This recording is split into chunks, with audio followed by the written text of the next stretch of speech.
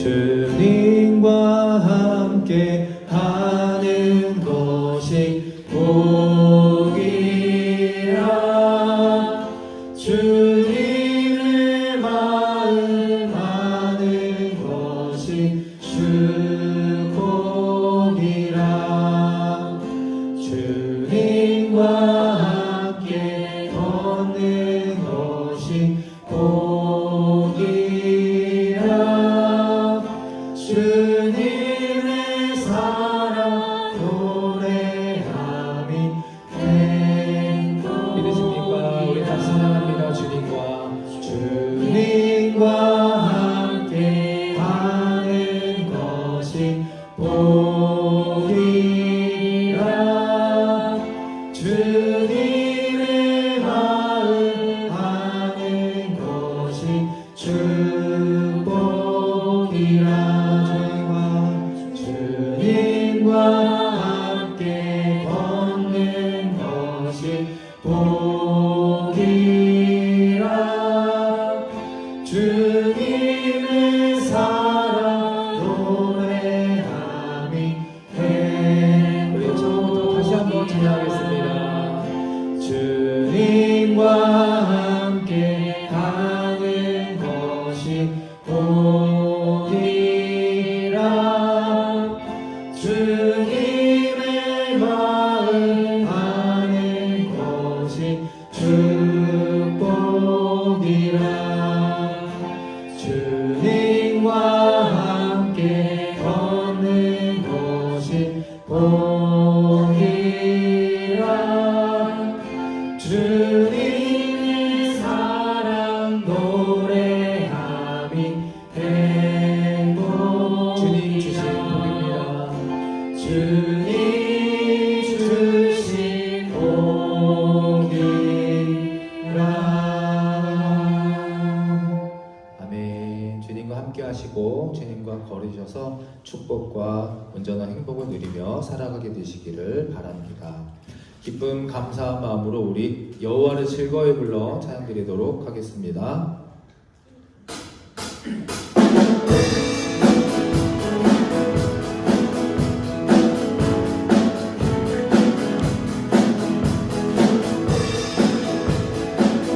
우리 기쁜 마음으로 박수치면서 힘차게 찬양하겠습니다. 여호와를 즐거이 불러, 여호와를 즐거이 불러, 기쁨으로 주께 나가리. 여호와 하나님은 주의 백성 기르시는 양이라.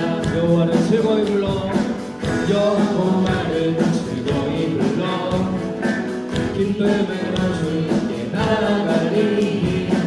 여호와 하나님은 주의 백성 기르시는. 다시 한번 찬양합니다. 여호와를 즐거이 불러, 여호와를 즐거이 불러, 기쁨으로 주께 나가리. 여호와 하나님은 주의 백성 기르시는 양이라. 감사함으로 주를 올리며 그 문에 들어가서 찬송함으로 그 이름을 송축한 감사함으로 주를 올리며, 감사함으로 주를 올리며 그 문에 들어가서 찬송함으로 그 이름을 송축한. 처음부터 찬양합니다. 여호와를 즐거이 불러, 여호와를 즐거이 불러, 기쁨으로 주께 나가리. 여호와 하나님은 주의 백성 기르시는 양이라. 여호와를 즐거이 불러, 기쁨으로 주께 나가리. 여호와 하나님은 주의 백성 기르시는. 처음으로 찬양합니다. 여호와를 즐거이 불러, 즐거이 기쁨으로 주께 나가리. 기쁨으로 주께 나가리. 여호와 하나님은 주의 백성 기르시는. 다시 한번 할까요? 여호와를 즐거이 불러, 여호와를 즐거이 불러, 기쁨으로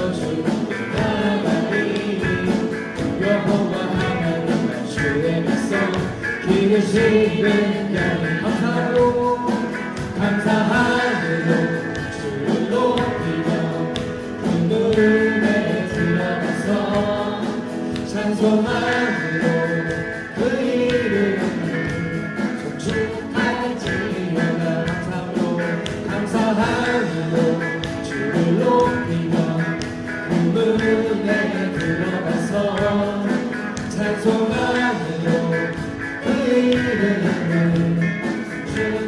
주의 선함과 인자하심을 찬양합니다. 주의 선함과 인자하심이 영원하고 주의 성실하심이 그대의 빛이로다. 주의 선함과 인자하심이 영원하고 주의 성실하심이 그대의 빛이로다. 감사함으로 주를 높이며 그 눈에 들어가서 찬송함으로 그 이름을 송축할지어다.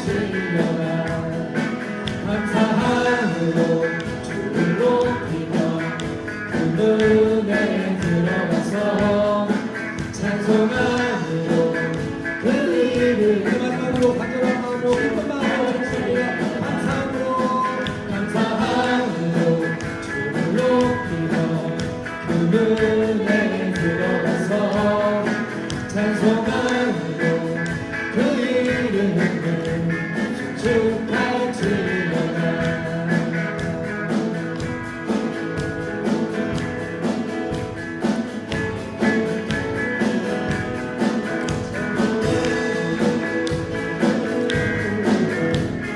기쁨과 감사함을 주신 하나님께 박수로 영광 올려드리는 바랍니다. 할렐루야, 할렐루야. 우리 시간 마지막으로 나는 인내 찬양드리며 우리 찬송하고 기도할 때에 우리에게 주신 시련 또 고난 그리고 우리가 살아가는 동안 모두에게 일어나는 그런 시험들이 때로는 힘겹고 어려워도 하나님보다 크지 않으십니다. 우리는 능히 이길 수 있습니다. 그 믿음으로 우리 찬양하고 고백하도록 하겠습니다. 내게 허락하신 시련을 통해 나의 믿음 더욱 강하게 자라나고 험한 삶과 골짜기 지나는 동안 주께 더 가까이 나를 이끄시네. 내가 겪는 시험이 어렵고 힘겨워도 내 주님보다 크지 않네. 내 앞에 나다가 달라지지 않으며 주가 나로 바다 위 걷게 하리. 나는 믿네. 주의 능력으로 내 삶 새롭게 되리. 나는 믿네. 주의 능력으로 담대히 나아가리. 주와 함께 싸워 승리하리라.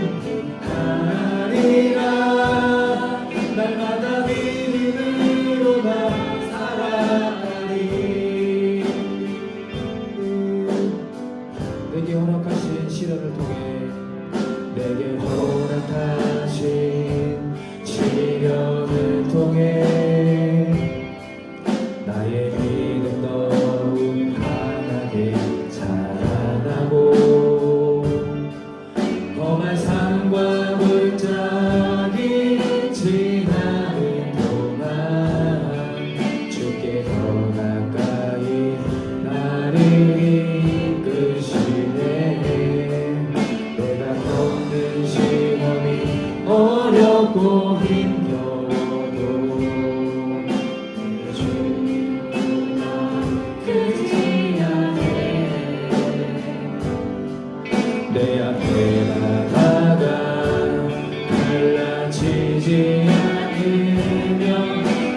바로바가 위 걷게 하리.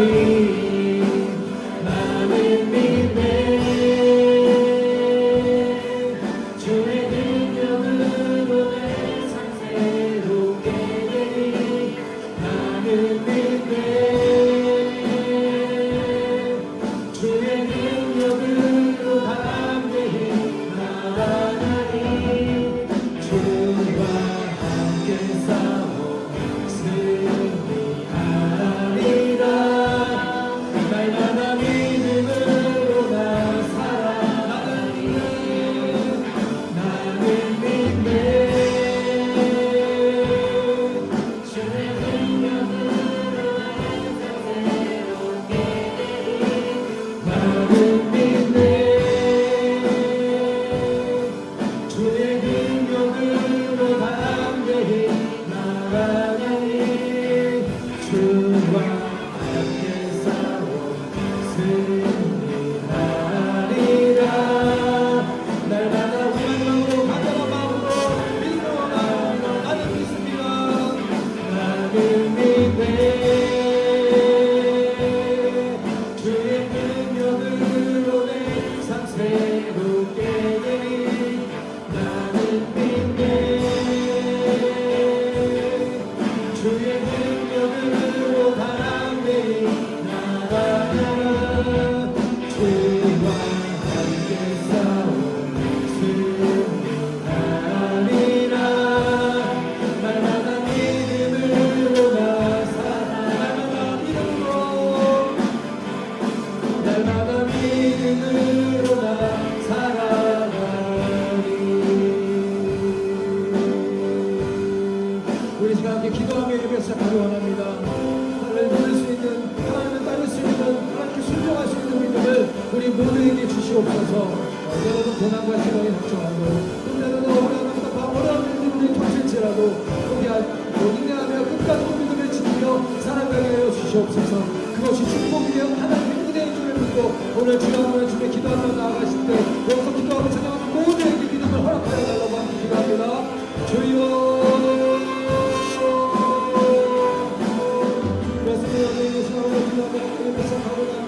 하나님의 믿음을 주시옵소서. 하나님 시시각각 변하는 그런 깜빡한 믿음이 아니라 약간 열악한 믿음이 아니라 계산적인 믿음이 아니라 하나님의 어머니지 않는 건강하고 굳건한 큰 편지만 믿음을 이루어가여 주시옵소서. 그것을 때문에 보내주시고 시험을 자리 건강을 이루어가여 주시고 하나님 그 모든 것을 통하여서 그것이 하나님의 믿음이며 그것이 진정한 생명의 것을 위해 사용하고 있습니다. 주여 우리에게 함께 주시옵소서. 그것에 대한 우리 믿음을 허락하여 주시옵소서. 나는 믿네 주의 능력으로 내 삶 새롭게 되리. 나는 믿네 주의 능력으로 담대히 나아가리. 주와 함께 싸워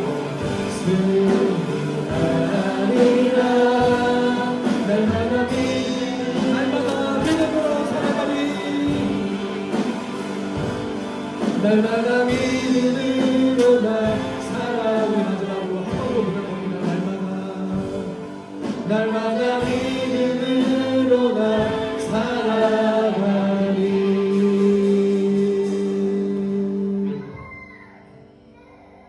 이 시간 우리를 대표해서 김정인 목사님 기도해 주시겠습니다. 사랑과 은혜가 충만하신 주님, 오늘도 주의 날을 맞아 주의 전으로 우리를 불러주심을 감사합니다. 세상의 분주함 속에서 주님의 음성을 듣고자 모인 이 자리에 성령님께서 함께하여 주시며 우리 마음을 열어주시어 아버지의 말씀을 온전히 받아들일 수 있도록 인도하여 주옵소서. 우리가 드리는 이 예배가 찬양이 주님께만 온전히 드려질 수 있도록 저희 마음을 만져주옵소서. 예수님의 피로 세운 좋은 교회를 올려드립니다. 비록 숫자는 적지만 저희 한 사람 한 사람 주님만을 생각하는 공동체가 되게 하여 주옵시고 저희를 만져주시고 사랑으로 하나 되는 공동체 되게 하여 주옵소서. 예배 후 있을 운동회도 이끌어 주심을 믿습니다. 운동회를 통해 저희 한 사람 한 사람 서로 사랑하고 하나 되는 공동체 되게 하여 주옵시고 다치지 않고 잘 놀 수 있게 하여 주옵소서. 예배의 모든 순서가 주님께만 영광 돌리는 시간이 되게 하여 주시고 우리 삶이 예배가 이어질 수 있도록 인도하여 주옵소서. 예수 그리스도의 이름으로 기도드립니다. 너희는 이렇게 기도하라. 이름이 거룩히 여김을 받으시오며 나라의 임하옵시며 뜻이 하늘에서 이루어진 것 같이 땅에서도 이루어지리이다. 오늘날 우리에게 일용할 양식을 주옵시고 우리가 우리에게 죄인자를 사하였던 것 같이 우리의 죄를 사하여 주옵시고 우리를 시험에 들게 하게 하옵시며 다만 악에서 구하옵소서. 대개의 나라와 권사와 영광이 아버지께 영원히 있사옵나이다. 아멘. 마태복음 10장 16절 함께 읽습니다. 보라, 내가 너희를 보냄이 양을 이리 가운데로 보냄과 같도다. 그러므로 너희는 뱀같이 지혜롭고 비둘기같이 순결하라. 아멘. 말씀의 제목 함께 읽습니다. 이리들 틈에 있는 양. 이리들 틈에 있는 양이란 제목으로 우리 지금 마태복음 강해 그리고 성경 통독 6기 본문을 가지고 함께 말씀을 좀 나눠보고자 합니다. 여러분 혹시 놀이기구를 좋아하십니까? 놀이기구?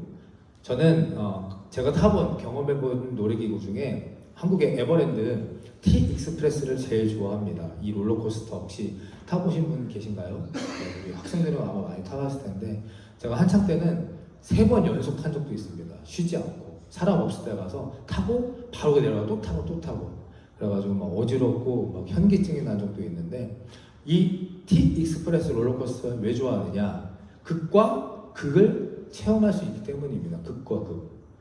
시작하면 일단 천천히 위로 올라가죠.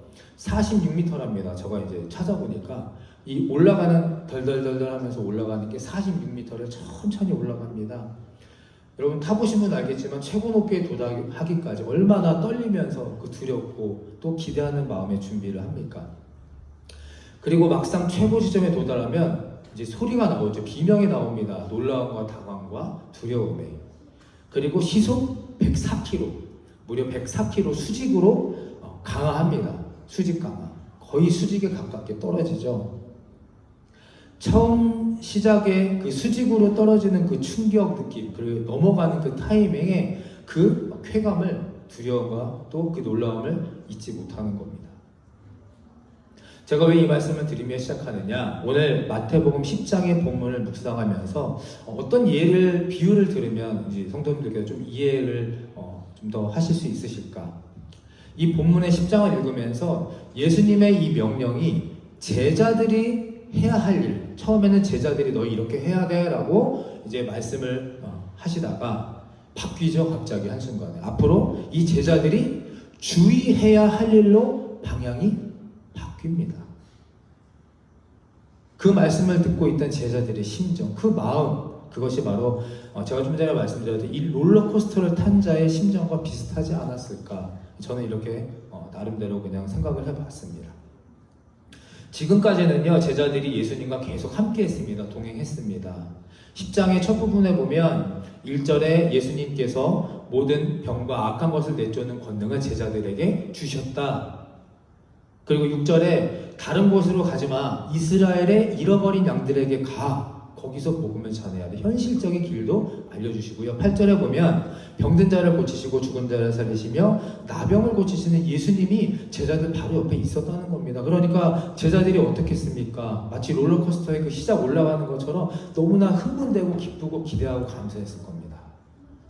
위로 올라가며 자신감이 막 올라갔겠죠. 신났을 겁니다. 예수님께서 능력과 권위를 제자들에게 주셨으니까. 또 행복했을 겁니다. 왜냐하면 제자들이 가는 곳에 수많은 사람들이 막 유명하고 인기 있고 따라다니고 그들을 우러러봤을 테니까요. 그런데 이제 그들이 갑자기 한순간 눈이 낮춰져서 절벽 아래, 그 수직 강화하는 그 밑에 절벽 너머를 보게 되는 겁니다. 떨어지는 겁니다. 뭐 싫든 좋든 이거는 일단 올라갔으니까 어쩔 수 없이 떨어지는 그 순간을 아래로 돌진해 내려가야 하는 시점에 제자들이 이제 다 다르게 된 겁니다. 지금 이 순간이 그 순간입니다. 그리고 모든 것을 다 알고 계신 예수님이 이렇게 말씀하시는 겁니다. 오늘 본문 말씀에 보라, 내가 너희를 이제 보낼 테니 양을 이리 가운데로 보냄과 같도다. 여러분, 이리, 양 어떤 관계인가요? 이리와 양. 이리가 양을 잡아먹는 겁니다. 그 이리의 때, 이리 가운데 중심에 이 잡아먹힐 수밖에 없는 먹잇감인 양을 보내는, 파견하시는 예수님의 마음이라는 겁니다. 그리고 그들에게 알려주시죠. 마태복음 10장 17절에 보면 그들이 너희를 공회에 넘겨줄 것이고 그들을 회당에서 채찍질할 거야. 너희들 이제 잡혀가면 거기서 맞을 거야. 22절에 보면 내 이름으로 말미암아 모든 사람에게 미움을 받을 거야. 채찍질도 모자라서 모든 사람에게 미움을 받을 거야. 이것이 예수님께서 이 때 가운데 양을 보내신, 제자들을 보내시는 그 충고입니다. 예수님께서 공생애 동안 겪으셨던 고난, 수치, 위협 같은 것들을 이제 제자들에게 너희도 당할 것이라고 알려주시고 경고하시는 이 좀 어려운 임무를 지금 예수님께서 수행하고 계신 겁니다. 그리고 이 엄청난 도전 앞에서 예수님은 사랑하는 제자들에게 오늘 이 말씀, 날카로운 조언을 하고 계신 겁니다. 자, 첫 번째 함께 읽습니다. 시작. 뱀같이 지혜롭고 비둘기같이 순결하라. 10장 16절 너희는 뱀같이 지혜롭고 비둘기같이 순결하라. 그리스도인 중에서요, 이 둘 중에 한 가지를 갖춘 경우는 많다고 합니다. 그런데 안타깝게도 두 가지 모두를 갖춘 경우가 드물다고 합니다. 순결하지 않은 지혜는 뭐가 되나? 속임수가 됩니다. 속임수. 또 지혜롭지 못한 순결은 결국 순진함이 돼서 사리분별 못하게 됩니다. 지혜롭고 또 순결함. 그래서 여러분, 순수함과 순진함은 우리가 다름을 알아야 합니다. 순결함과 순진함은 다르다. 그래서 비유를 먼저 뱀으로 비유해 주십니다. 여러분, 뱀, 혹시 여기 뱀 좋아하시는 분 계십니까? 뱀. 저는 제가 뱀띠입니다. 뱀띠인데도 뱀이 너무너무 싫습니다. 너무 징그럽고요. 제가 이제는 강원도 원주 살 때 저희 집이 산 밑에 교회가 있었고 산 밑에 옛날 오래된 한옥의 집에 살았었는데 정말 어렸을 때 초등학교 1, 2학년 때 하루에 이렇게 조그만 뱀들, 새끼 뱀들부터 시작해서 산에 올라가면 이제 큰 뱀들까지 하루에 2번 뱀을 본 적도 있었습니다. 근데 뱀이 그렇게 징그럽고 싫은데 저희 할머니께서 저한테 이런 얘기를 했었습니다. 뱀이 우리 집에서 도망가면 그 집이 망한다. 혹시 여러분 들어보셨습니까? 뱀이 그 집에 살다가요, 뱀이 그 집을 떠나면 그 집이 망한다는 겁니다. 왜냐? 뱀이 가장 큰 특징이 뭐냐면 뱀의 지혜는요, 자신에게 닥쳐올 어려움과 위기를 가장 빠르고 정확하게 파악하고 회피할 능력이 모든 동물을 통틀어 뱀에게 가장 좋은 능력이라고 한다는 겁니다. 저도 이제 이번에 말씀을 준비하면 처음 알았습니다. 대부분 부정적이죠. 징그럽고 간사하고 교활하고 선악과를 먹게 했던 게 뱀인데 이 당시 애굽의 그 상용 문자에 뱀이 지혜의 상징으로 그렇게 있었던 것처럼, 그려졌던 것처럼 여러분, 뱀이 지혜의 상징입니다.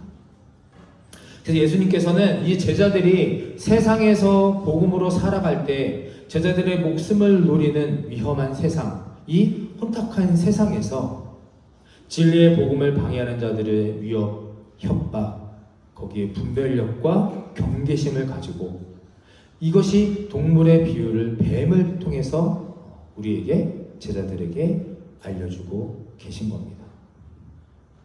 사자성어 중에요, 파옹구우라는 말이 있습니다. 파옹구우 들어보셨습니까? 무슨 뜻이냐면요, 가뭄이 심한 지역에 식수를 모으는 큰 항아리가 있었습니다. 어느 날 한 아이가 그 항아리에 빠져서 거기서 위험해집니다. 항아리 주변에 그것을 본 모든 사람들이 어떻게 막 우왕좌왕하면서 그 아이를 어떻게 구출해야 될까 어쩔 줄을 모를 때 사마철이라는 한 사람이 나타나서 큰 돌을 던져서 항아리를 깨버립니다. 망설임 없이 결단력 있게. 결국 사람을 구하기 위해서 항아리, 그 식수, 먹을 것을 과감히 포기해버릴 수 있는, 때로는 지혜와 결단이 필요하다는 것입니다. 이것이 바로 뱀과 같이 지혜롭다라는 말씀으로 사리 분별을 우리가 잘 하면서 살아야 한다라는 것입니다. 여러분, 이게 쉽습니까? 어렵습니까? 쉽지 않습니다. 대부분요, 우리가 사리 분별을 잘 못하는 것은 내가 내 그릇밖에 품지 못하기 때문에, 내 그릇을 깨지 못하기 때문에. 그래서 오늘 말씀을 통해 내 한계를 넓히고 내 그릇을 깨트리고 확실한 객관적 판단의 기준을 확보하라. 이것이 바로 현실적인 조언의 말씀입니다. 한마디로요, 앞에 화면 같이 읽어봅니다. 시작. 객관적 판단의 기준을 세워라. 다시 해볼까요? 시작.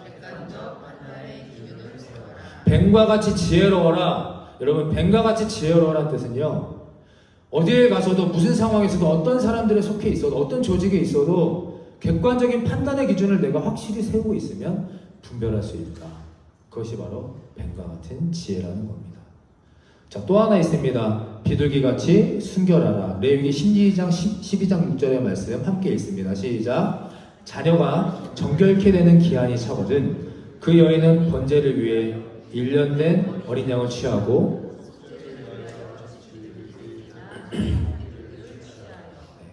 말씀에 보면요, 레위기 12장 제사, 구약시대의 제사 때 보면요, 여인이 아이를 낳습니다. 처음 드리는 제물이 바로 이 비둘기였습니다. 비둘기. 한국의 비둘기하고는 다릅니다. 한국의 비둘기는 막 사람들이 이렇게 좀 더러워하고 좀 혐오하고 귀찮아하고 이렇게 피해 다니는 그런 비둘기지만, 이 당시의 비둘기는요, 이런 의미입니다.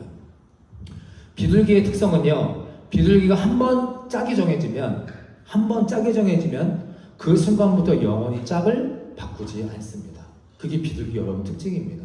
그러니까 절대 변하지 않는다는 거죠. 비둘기의 순결함은 하얀 그 색깔 때문에 그 객관적인 순결함만을 뜻하는 것이 아니라, 잘 들으십시오, 상대방에 대한 순결함이 비둘기의 상징입니다. 상대방에 대한 순결함. 그러니까 하나님께 드리는 제사에 이 비둘기가 사용됐다는 것은요, 자신의 짝에 대해서 비둘기가 변함이 없듯이 여인이 아이를 출산하기 전이나 후이나 상관없이, 그리고 앞으로도 계속 충실할 것을 하나님 앞에, 하나님께도 십자가 앞에도 변하지 않을 것을 다짐하면서 드리는 영원한 언약의 제물이라는 겁니다. 그러므로 비둘기같이 순결하라. 앞에 같이 읽습니다. 시작. 하나님 앞에 변심하지 말라. 할렐루야. 다시 한번 시작. 하나님 앞에 변심하지 말라. 여러분, 비둘기같이 순결하라는 깨끗하게 죄를 짓지 마라, 도덕을 지켜라, 그게 아니라 하나님 앞에 변심하지 말라는 겁니다. 하지만 현실은 녹록지 않죠. 매일같이 변하는 세상, 또 사람들, 하루에도 몇 번씩 롤러코스터 타는 우리들의 감정들, 원하든 원치 않든 해야만 하는 많은 일들, 우리가 직면한 현재 위기와는 좀 결이 다르지만 2000년 전의 제자들에게도 결코 쉽지 않은 일이었음은 분명합니다. 예수님께서 그 이후의 말씀에 마태복음 10장 18절 20절의 말씀을 통하여 제자들에게 위로와 소망을 주십니다. 제가 읽어드리겠습니다. 너희가 나로 말미암아, 예수 그리스도로 말미암아 총독들과 임금들 앞에 끌려가리니 어떻게 무엇을 말할까 염려하지 마라. 그때 할 말을 주시리니 말하는 이는 너희가 아니라 너희 속에서 말씀하시는 이는 곧 누구? 너희 아버지의 성령이시니라. 아멘.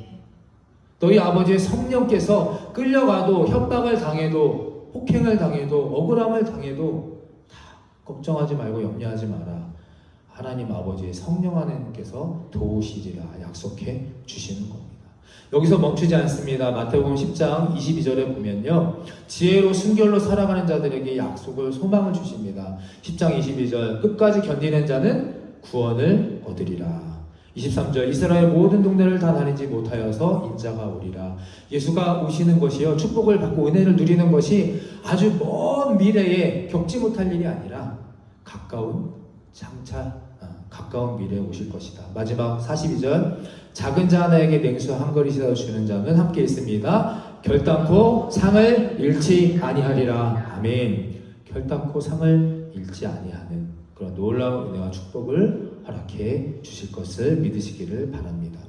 그러니까 우리가 이 두 가지 지혜와 순결 이 두 가지를 붙잡고 균형 밸런스를 맞추며 살아가야 하는 겁니다. 쉽진 않겠지만 그래도 가능합니다. 왜냐하면요, 이 균형 잡힌 성품과 믿음을 소유하시고 이뤄내시고 완성하신 예수 그리스도의 성품을 우리가 알고 배워가기 때문입니다. 그러니 이것을 위해서 우리가 어떤 식으로든요, 예수님께서 직면하셨던 것을 직면하는 연습을 해야 하고, 예수님이 하신 일을 우리가 공유하려면 예수님 자신의 삶이 우리 삶 안에 구현될 수 있도록 시도를 하는 겁니다. 시도하며 살기를 예수님께서는 제자들에게 원하고 바라셨던 겁니다. 이것이 바로 이리 때 가운데로 지혜와 순결의 양을 보내셨던 예수님의 사랑과 축복과 또 안타까운 그 마음이셨음을 우리가 깨달아야 할 줄 믿습니다. 이리 때 가운데로 양을 보내시는 예수님의 마음 연습하고 시도하라. 무엇으로? 지혜와 순결로. 할렐루야. 똑같습니다. 저와 여러분 양입니다. 우리가 이 세상 가운데 여기 안에서만 머무는 것이 아니라 세상 가운데 일주일 동안 살아가실 때 지혜와 또 순결함으로 계속해서 연습하고 시도하며 나아갈 때 말할 것을 주시고 또 해결할 방법을 이루어 주시는 그 하나님의 은혜와 사랑과 축복을 경험하게 될 것을 믿으시기를 바랍니다. 아멘. 자, 두 번째 함께 말씀드립니다. 두 번째 읽습니다. 시작. 구경꾼이 아닌 선수로 사는 겁니다. 다시 해볼까요? 시작. 네, 우리는 구경꾼이 아니라 선수로 살아가야 되는 겁니다. 제가 요즘엔 제 아내하고 이렇게 잘 싸우지 않습니다. 어느덧 결혼이 벌써 한참 됐죠. 저희도 14년 차 돼가니까 한참 돼서 이제는 뭐 너무 잘 싸우지 않는데, 신혼 초에는 다 그러셨겠지만 저희도 많이 싸웠던 것 같습니다. 아주 사소한 일로 그때는 막 이렇게 눈빛만 봐도 왜 눈을 기분 나쁘게 떠 막 이래가지고 시비를 걸고 싸우지 않아요. 반찬이 왜 이래 막 이렇게 싸우는데 그때도 사소한 일로 이렇게 싸웠는데 이게 좀 커진 겁니다. 그래서 네가 잘했네, 내가 잘했네 그러다가 예전에 서운했던 일들이 막 이제 나오고, 그게 좀 더 커지니까 이제 서로 간의 가족을 약간 이야기 언급하면서 더 커지고, 결국 싸우다 이런 말까지 나오죠. 그래, 내가 태어난 게 잘못이다. 내가 태어난 게 잘못이야. 요즘에도 가끔 그때를 떠올리며 농담삼아 아내한테 이야기합니다. 그래, 내 존재 자체가 잘못이야. 이렇게 그냥 농담으로 웃고 넘기는데요. 여러분, 사람들의 인간의 다툼의 시작과 끝은 결국 무엇이냐? 인간의 정체성입니다. 인생에서 여러분 가장 어렵고 고통스러운 질문이 여러분 무엇이라고 생각하십니까? 저는요, 인간이 뭐냐? 이 정체성에 대한 질문을 할 때 참 어렵습니다. 대답하기 어렵고, 인간이 무엇일까? 내가 무엇일까? 나는 왜 정체성, 나의 본질적인 특성 아닙니까? 요즘 성경 통독 본문인 욥기를 계속해서 쭉 읽으면서 이 인간의 정체성, 존재의 본질적인 특성에 대해서 묵상해보고 있습니다. 금요기도회 때도 잠깐 말씀드린 내용을 조금 다시 반복해보자면, 욥기의 시작은요, 욥기서 1장 1절에 온전하고 정직하여 하나님을 경외하며 악에서 떠난 자라, 의인이다 라고 욥을 이렇게 시작을 합니다. 그런데 여러분, 욥이 악에서 떠난 자고 하나님을 경외하며 정직한 자인데, 의인인데, 어느 날 잘 아시는 것처럼 사탄이 나타나죠. 사탄이 나타나서 하나님께 시비를 겁니다. 하나님께. 욥기서 1장 9절에 보면 사탄이 여호와 하나님께 이르되, 욥이란 사람이 어찌 까닭없이 하나님을 경외합니까? 무슨 말입니까? 하나님 당신이 너무 욥에게 잘해주니까, 그러니까 욥이 이 땅에서 잘 먹고 잘 살고 너무 행복하고 평안하니까 저렇게 하나님 말씀 잘 듣는 의인인 척하는 거 아닙니까? 시비를 거는 겁니다. 괜히. 그래서 사탄이 하나님께 내기를 걸죠. 그리고 잘해주지 않으면, 하나님이 욥을 잘해주지 않으면 어떻게 나오는지 봅시다. 그래서 하나님이 욥의 생명만은 건드리지 말고 시험하라, 고난을 허락하시죠. 하루아침에 욥의 모든 재산, 양떼, 가축 다 잃어버리고 욥의 자녀 사랑하는 10남매가 다 죽습니다. 제가 지금 간단하게 쉽게 말씀드리지만 한번 내가 그랬다라고 생각해 보시면 정말 이거는 쉬운 일이 아닙니다. 그것뿐이 아니라 자신의 내 몸에도요 낫지 않는 욕창, 썩어 문드러지는 병이 생겨서 기왓장으로 내 몸을 긁지 않으면 살지 못하는 그런 신세까지 됩니다. 욥 자신이. 그러니까 오죽하면 그를 위로하러 온 3명의 친구, 주변의 동네 사람들, 같이 살던 아내까지 하나님을 욕하고 죽어라, 너가 사랑한다고, 너가 따른다, 그 사랑한다는 하나님을 저주하고 욕하고 너 죽어. 그리고 이것이 몇 년 동안 이어졌다고요? 무려 30년입니다. 30년. 욥의 고난이 1년, 3년이 아니라 30년입니다. 그리고 30년 동안 이어진 고통과 고난에 억울함에 욥은 결국 이렇게 입을 열죠. 3장 1절 함께 읽어봅니다. 시작. 그 후에 욥이 입을 열어 자기의 생일을 저주하니라.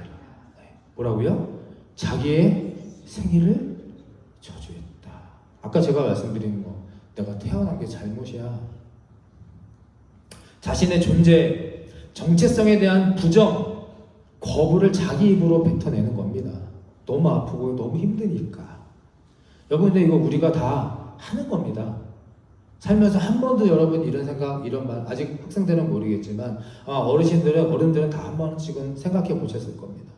자폭적인, 자조적인, 내가 죽으면 그만이지, 다 때려치면 그만이지, 안 살면 되지. 결국 욥도요 우리들과 마찬가지로 자신의 정체성, 회의감을 갖게 됩니다. 그리고 그때 욥의 3친구 중에 이 빌닷이라는 친구가 나타나서 이렇게 말하죠. 욥기 8장 5절 6절에 내가 만일, 이제 고난을 막 받고 있는 상황에서요, 내가 만일 하나님을 찾으며 전능하신 이에게 간구하고 또 청결하고 정직하면 그가 반드시 너를 돌보시고 내 의로운 처소를 평안하게 하실 것이다. 무슨 말입니까? 너 지금 이렇게 고난받고 벌받고 있는데 하나님 앞에 회개해. 청결하게 정직하게. 그러면 하나님이 너 다시 돌보실 거야. 그리고 이어지는 7절, 욥기 8장 7절 함께 읽습니다. 시작. 내 시작은 미약하였으나 내 나중은 심히 창대하리라. 아멘. 여러분, 우리가 정말 잘 아는 말씀이죠. 아마 사업하시는 분들 믿음의 집에 다 하나씩 걸려있는 말씀인데요, 이게 이 기가 막힌 상황에서 나온 말씀입니다. 그냥 무조건 좋은 이야기가 아니라는 겁니다. 어쨌든 욥은요 계속해서 이 친구 빌닷의 말을 반복적으로 거부하면서 주장합니다. 나는 죄를 짓지 않았다. 나는 잘못이 없어. 친구들을 계속해서 욥을 공격합니다. 그러니 결국 4장으로 넘어가서 욥도 결국에는 4장 8절에 악을 밭갈고 독을 뿌리는 자는 그대로 거둔다. 뿌린 대로 거둔다라고 인정을 하게 됩니다. 말씀드린 인과 응보의 그런 고백을 하게 되는 겁니다. 금요일 말씀드렸던 것처럼. 그 빌닷이라는 친구의 말에 그래, 결국 인과 응보야. 내가 죄를 졌으니, 잘못을 했으니 벌을 받는 건 당연해. 그리고 나중에 돼서 결국 이 고통이 너무 심하니까 7장에 가면요 욥이 하나님께 대듭니다. 같이 좀 읽어볼까요? 7장 19절에서 20절 시작.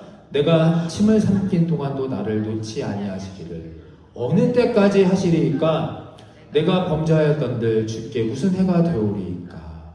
어찌하여 나를 당신의 관역으로 삼으셔서 내게 무거운 짐이 되게 하셨나이까? 여러분, 이거 우리가 하나님께 너무 힘들 때만 하는 거 아닙니까? 하나님께 그 빌닷의 친구의 말처럼 원망하고 불평을 늘어놓기 시작합니다. 내가 이 침을 꼴깍 삼킬 동안도 왜 나를 가만히 안 둡니까? 내가 죄를 지었다면 얼마나 하나님 앞에 큰 죄를 지었다고 나를 당신의 관역으로 이렇게 삼으십니까? 왜 내게 무거운 짐을 주십니까?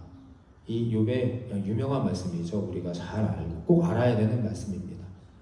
하나님이요 이 원망과 불평에 대해서 대꾸하시나요? 안 하시나요?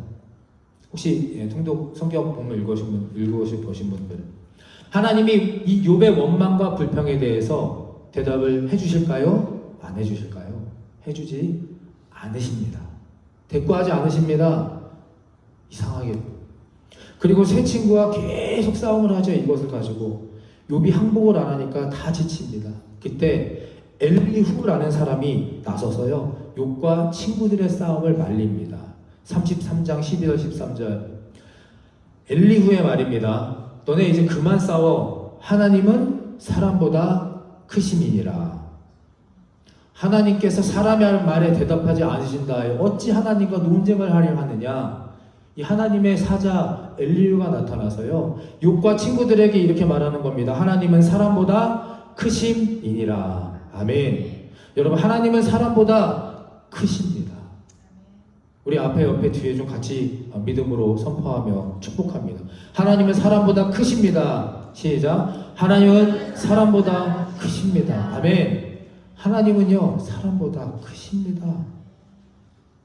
엘리후가 이렇게 변론하면서 이제 제가 드리고자 하는 이야기가 나옵니다. 하나님의 창조에 대한 이야기를 꺼냅니다. 창조. 너가 어떻게 하나님께 불평하며 대들 수 있어? 하나님은 누구야? 창조주셔. 이 엘리후의 주장에 대해서 어떤 대꾸도 어떤 결말도 없이 38장 이제 후반부에 가서 38장 1절에 하나님께서 폭풍우 가운데 욥에게 나타나셨다. 그리고 3절에 대장부처럼 허리를 동여매고 이제 욥 내가 나에게 묻는 말에 대답을 해라. 그러면서 하나님께서 38장에 이렇게 창조에 대해서 느닷없이 하나님께서도 말씀하십니다. 아까 엘리후가 창조에 대해 말했던 것 같이 원망과 불평의 질문에 대해서는 대답하지 않으시고요. 욥기 38장 4절에 내가 땅에 기초를 놓을 때 욥, 너 어디 있었어? 5절 그것을 누가 측량했어? 6절 모퉁이에 있는 모든 돌들을 누가 쌓았어? 8절 바다가 터져 나갈 때 그것을 누가 막았어? 욥에게 이렇게 질문을 하시는 겁니다. 무슨 의미입니까?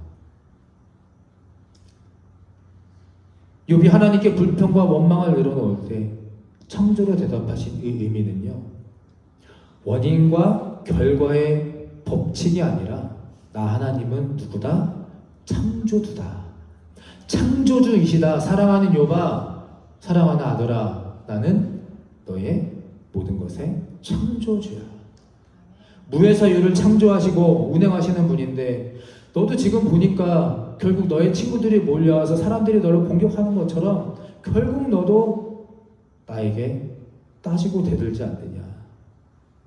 너가 때로는 반대를 주장했지만 결국 너도 창조주인 나에게 이렇게 잘못하지 않았는데 왜 벌을 주냐고 원망하지 않느냐. 똑같이 화내고 있지 않느냐. 하나님께서 이렇게 욥에게 반문을 하고 계신 겁니다. 죄가 없는데 왜 고난을 당합니까? 혹시 여러분 믿음 생활하면서 사시면서 하나님께 이렇게 원망의 기도, 원망을 들어온 적이 혹시 없으십니까? 여러분 거기에 하나님께서 욥에게 지금 창조로 대답을 하시는 겁니다. 창조. 창조의 원인이 있습니까? 창조의 이유가 있습니까? 그러시면서 후반부에요. 욥기 42장 10절에 이렇게 해 주십니다. 함께 읽습니다. 42장 10절 시작. 욥이 그의 친구들을 위하여 기도할 때에 여호와께서 욥의 공경을 돌이키시고 여호와께서 욥에게 이전 모든 소유보다 갑절이나 주신지라. 아멘. 여러분 욥이 결국에 심히 창대한 갑절의 복을 누리죠. 하나님께 욥이 뭘 행복했습니까? 무엇을 하나님께 포기했습니까? 하나님은 창조주시다. 인간들처럼 원인과 결과에 묶이지 않으신다. 원인과 이유가 있으신 분이 아니다. 이것을 포기한 걸 항복한 겁니다. 그리고 하나님께서 욥에게 바라셨던 것은요 바로 이겁니다. 인간의 세 가지 땡땡땡 한 단어입니다. 인간의 한 가지 땡땡땡을 넘어와라. 여러분 느닷없이 퀴즈를 드리겠습니다. 이 안에 뭐가 들어갈까요? 인간의 무엇을 넘어라. 제가 이 답을 찾으려고 일주일 동안 정말 많은 책과 자료와 설교를 들었는데 남포교회 원로 목사님 박영선 목사님의 책 그리고 설교 거기에서 가장 동의할 수 있는 그런 표현이 있어서 인용해 왔습니다. 여러분 하나님께서요 이 모든 과정을 통해서 욥에게 바라셨던 인간의 땡땡땡을 넘어라. 저를 따라해 주실까요? 인간의 도덕법 따라해 주실까요? 인간의 도덕법 도덕법입니다. 도덕의 법. 이것을 그 책에서 이렇게 표현하시더라고요. 하나님께서 욥에게 바라셨던 것은 인간의 도덕법, 인간의 도덕법을 이제 넌 넘어와. 착하고 의인으로 순결하고 지혜롭게 사는 것을 지나서 인간의 도덕법을 한 단계 뛰어넘으라는 겁니다. 여러분, 도덕법이라는 것은 우리가 이제 신앙생활을 하면, 신앙을 가지면서 하나님께서 우리가 착하게 잘 살면 신이 도덕법에 대한 보상할 것이라는 믿음입니다. 그러니까 늘 난 잘했어, 혹은 늘 난 잘못했어, 이분법을 가지고 잘못하면 회개하는 인과응보. 근데 이런 도덕법의 약점이 뭐냐면 창조를 못한다는 겁니다. 창조를 할 수 없다는 것. 도덕법은 잘못을 하지 말라는 것이지 잘하는 것까지는 갈 수 없다는 약점이 있습니다. 같이 읽어볼까요? PPT 시작. 도덕법은 잘못을 하지 말라는 것이지 잘하는 것까지는 가지 못합니다. 기독교 신앙이 회개로 일관되는 이유가 잘못을 지우기에 바쁘지 더 자라나게 하지 못한다는 데 있습니다. 그러니 우리가 더 잘하고 더 자라나려면, 성숙하려면, 발전하려면 결국 무엇을 해야 되느냐? 시도를 해야 합니다. 시도. 그런데 우리가 어느 정도 수준이 되면 시도가 필요 없지요. 정답을 다 아니까. 아직 안 됐을 때 연습이 필요한 겁니다. 아직 안 됐으니까. 그럼 뭐 다 실패하겠죠. 아직 안 됐으니까. 근데 그걸로 우리는 죄를 지었다 정죄하지 않습니다. 뭐라고 합니까? 훈련했다라고 말하는 거죠. 훈련했다. 제가 지난주에 손흥민 선수 예를 들었죠. 손흥민 선수가 하루에 몇 번 슈팅 연습한다고요? 1000번. 1000번. 근데 그 슈팅 연습 누가 맡고 있나요? 수비와 골키퍼가 맡고 있죠. 수비가 있습니다. 수비가. 하나님이 우리 앞에 왜 수비수를 세우실까? 왜 고난을 주실까? 수비를 이기라는 겁니다. 우리 축구 해보신 분들 알겠지만 수비 없는 골대, 골키퍼 없는 골대 맨날 슛해봐야 그 재미 있습니까? 그 장난하는 거죠. 연습입니다. 그냥 노는 겁니다. 그런데 수비가 있고 골키퍼가 있고 그것을 넘어서 골을 넣어야 진짜 경기가 되는 거고 선수로 성장하게 되는 겁니다. 축구 경기를 밖에서 보면요, 다 감독입니다. 이거 여기서 넣어야 돼, 패스해야 돼, 슛해야 돼, 막 열을 내면서. 밖에서 보면 너무나 쉽습니다. 말하기엔 너무나 쉬워요. 그런데 실제로 필드 안에 들어가 보면 경기 뛰는 것은 너무나 어렵죠. 공 한 번 만져보기도 힘들고 슛 한 번 성공하기는 1000번 연습해도 더 힘들다고 합니다. 그러나 그 인생을 살아서 경기장에 들어가서 땀을 흘리며 같이 소리를 지르며 뛰어봐야 그 단계에 오를 수 있다는 것. 그러므로 구경꾼이 되지 말고 선수가 되라. 이것이 바로 욥기의 결말입니다. 할렐루야. 따라해 주실까요? 구경꾼이 되지 말고 선수가 되라. 아멘. 그것이 바로 욥기서입니다. 여러분, 여러분들의 지금을 그렇게 살게 되시기를 간절히 축원합니다. 너무 무리하거나 또 너무 힘들게 하라는 것이 아니라 우리 지금의 수준만큼의 우리가 살아가고 또 고민하시고 반문하시고 또 낙심도 하시고 이 모든 것이 다 하나님 안에서 허락될 줄 믿습니다. 그것이 계속해서 반복되면서 끝까지 지혜와 순결함으로 버티며 나아갈 때 다 겪어서 어떤 결론에 도달했을 때, 수준에 도달했을 때 이런 욥과 같은 고백을 우리 모두가 하게 될 것을 믿습니다. 욥기 42장 5절 함께 큰 목소리를 읽고 마치겠습니다. 시작. 내가 주께 대하여 귀로 듣기만 하였사오나 이제는 눈으로 주를 배움나이다. 아멘. 그동안 내가 귀로만 들었지만 이제 눈으로 하나님을 뵙습니다. 이 믿음의 고백이 저와 여러분의 신앙과 인생의 마지막 복된 귀한 고백이 되시기를 간절히 축원합니다. 내게 허락하신 시련을 통해 나의 믿음 더욱 강하게 자라나고 험한 산과 골짜기 지나는 동안 주께 더 가까이 나를 이끄시네. 내가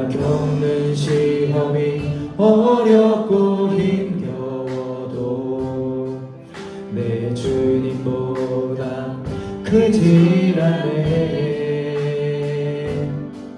내 앞에 바다가 갈라지지 않으며 주가 나로 바다 위 걷게 하니 나는 믿네.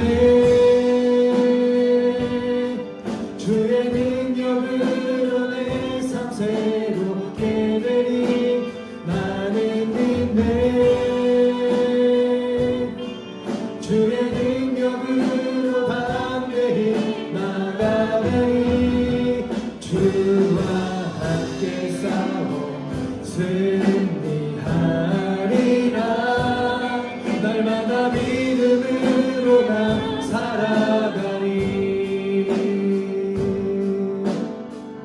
네, 다시 찬양합니다. 내게 허락하신 시련을 통해 나의 믿음 더욱 강하게 자라나고 험한 산과 골짜기 지나는 동안 주께 더 가까이 나를 이끄시네. 내가 겪는 시험이 어렵고 힘겨워도 내 주님보다 크지 않네.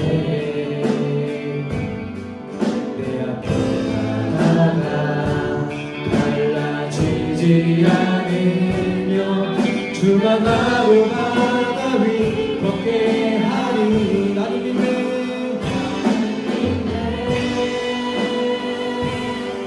주의 능력으로 내 삶 새롭게 되니 나는 믿네. 주의 능력으로 담대히 나아가리. 주와 함께 싸워 승리하리라. 날마다 믿음으로 나 살아. 나는 믿네. 찬양합니다. 나는 믿네. 주의 능력으로 내 삶 새롭게 되니 나는 믿네. 주의 능력으로 담대히 나아가리. 주와 함께 싸워 승리하리라.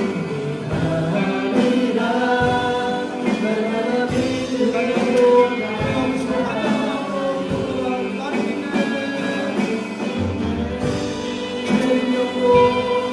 주의 능력으로 내 삶 새롭게 되니 나는 믿네. 주의 능력으로 담대히 나아가리. 주와 함께 싸워 승리하리라. 날마다 믿음으로 나 살아가리. 날마다 믿음으로 나 살아가. 날마다 믿음으로 날마다 믿음으로 나 살아가리. 이 시간 우리 마지막 함께 기도하며 주님 앞에 결단하며 나아가기 원합니다. 하나님 믿음이 있다고 하면서 하나님의 자녀라고 하면서도 또 우리가 성결하고 교회 다닌다고 하면서 얼마나 세상에다가 이때 가운데서 양화 같은 모습으로 살았습니까? 하나 이제 우리가 그 속에서 살아갈 때에 지혜와 순결함으로 변치 않고 흔들리지 않는 믿음으로 하나님 고백하며 인정하며 살아가는 우리를 되게 하여 주시옵소서. 하나님 인구와 공고 우리에게 주어진 도덕을 뛰어넘어 이제 창조주이신 하나님 고백하며 살아가게 하여 주시옵소서. 주여 오늘 주여 기도합니다. 주여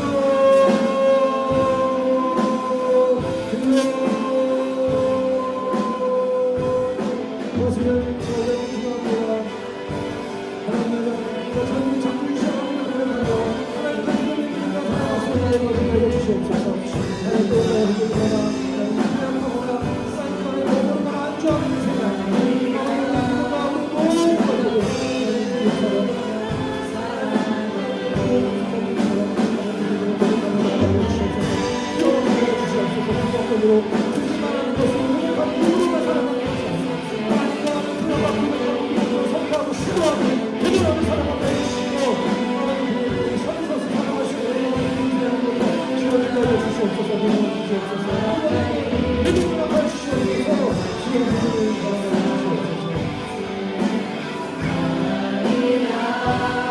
날마다 믿음으로 우리 마지막으로 선포합니다. 나는 믿네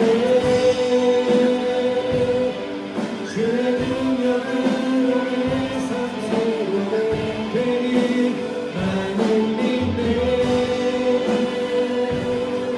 주의 능력으로 나를 나아가리 주와 함께 싸워 주님을 바라리라 날마다 믿음으로 나 살아 날마다 믿음으로 날마다 믿음으로 나 살아가리. 이제는 우리 죄를 대속하신 예수 그리스도 십자가의 은혜와 하늘아버지의 무한하신 사랑하심과 성령님의 감동, 감화 그리고 교통하심이 지혜와 순결함으로 분별력, 인내심을 가지고 살도록 성령 하나님을 간구하는 우리들의 믿음 위에와 또 인간의 도덕범을 넘어 사람보다 크신 창조주 하나님께 순종하는 이들의 인생 위에 지금부터 영원토록 함께하여 주시기를 간절히 축원하옵나이다. 아멘.